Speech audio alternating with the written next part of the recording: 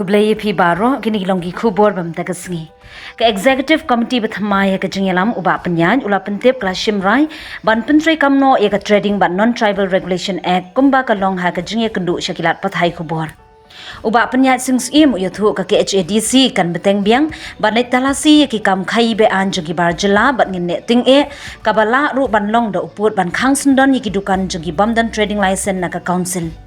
Ulo ong haba benrap baka executive committee kan perking bha persya iki kam khai be an Hapoh uput usam jangka council. Nalor kane ke executive committee kala aijing menjuru ya ka Khadc services amendment rules 2023 ka batmu ban pinjensur ikarta yo kam jogi samlawat kam Hapoh ka council ka banong hadu live news nem ka arta ke executive committee kan sawanra ka bill ha kani ka dorbar liur ka baminta. Na kalian ka isi ka batmai ngila shim ya karai ba habedei bat ki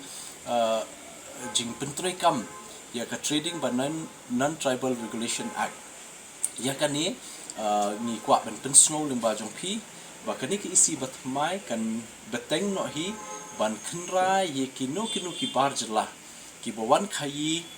hangni po kani ka jingpet jingmi jong ki Khadc lada kalong ki nong khai ki barit ni ki bahe ba ki bamdan hi ya ka trading license ka bumut ngin pha ban khang dot ya baro kini ki jing trikam ki jongki lada kimdan ki kot ki babet ki babiang te ka ni kwa ban kran shai ba kani ka isi kanong very strict ba nakalyang jongi in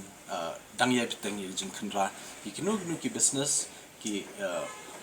jing khai khabar ki bawan le ki barjala ki bam penbiang ki kot slabat ki bam buram ye council ban pan ye ki form le ban pan ye ka license te namar ta kadaw nakalyang jongi ngin tang la dep kani ka isi meeting tasni la dep rai kata bat ki officer bat ki staff ki jongi kin le la ka jong ka kamram hakin isi ban wan ni kai dei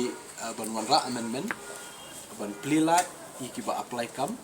baka age limit ni karta baki ban kut ban apply kan deh do life news nam kumbale ka state government